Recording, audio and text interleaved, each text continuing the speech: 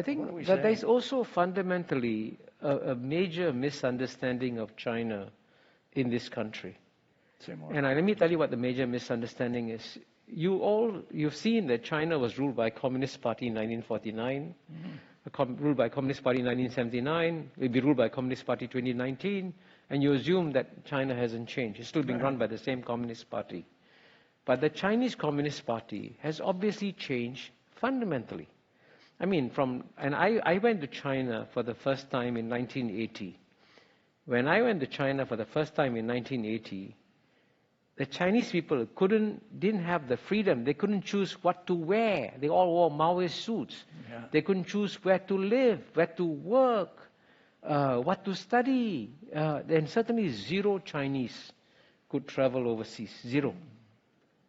Now you go back to China. The Chinese people can choose what to wear, where to live, where to work, where to study. And guess what?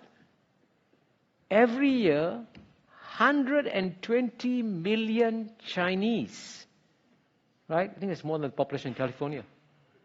120 million Chinese leave China freely as tourists. Amazingly, 120 million Chinese return to China freely. Now, if China was a communist, gulag, Stalinist state, would you go back to China? And so there's a complete misunderstanding of China. Clearly, while the political freedoms in China haven't increased, the personal freedoms of the Chinese people has exploded.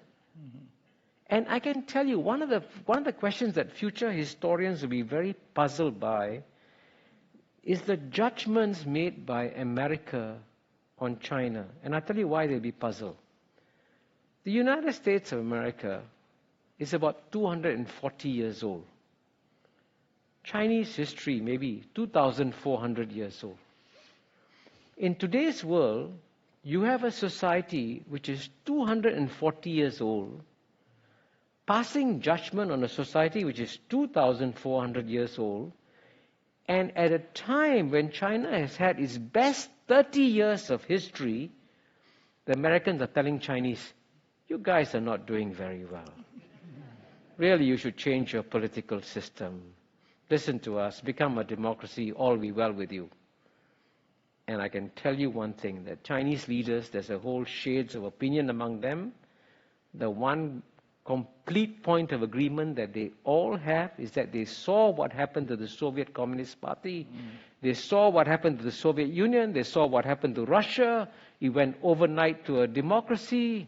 Guess what? The Russian economy imploded. Life expectancy came down. Infant mortality went up. The Russian people suffered. And the Chinese said, this is what happens when you have an instant democracy. So when the Chinese said, give us time, let us transform our political system in our own way, I said, let them do it. Why do you think that you would know better what's good for them? Does that reflect the fact that for 200 years you got used to doing it, telling the world how they should behave, and therefore you think you can be a better judge of the rest of the world?